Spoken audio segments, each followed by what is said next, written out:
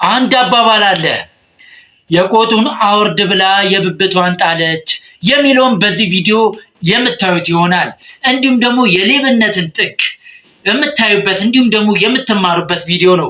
ታዲያ ቪዲዮውን እስከ መጨረሻው በማየት ሀሳብ አስተያየታችሁን ኮመንት ሴክሽን ላይ እንደተለመደው እያስቀመጣችሁልኝ ላይክ፣ ሼር፣ ፌቨራይት እንዳትረሱ። እሺ ወደ ቪዲዮ።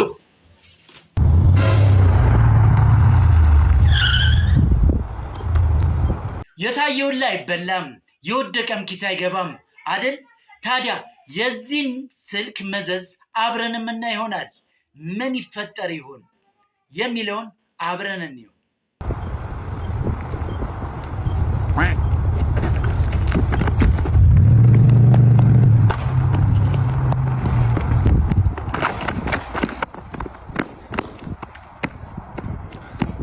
እስቲ በዚህ ቪዲዮ ምን ተማራችሁበት?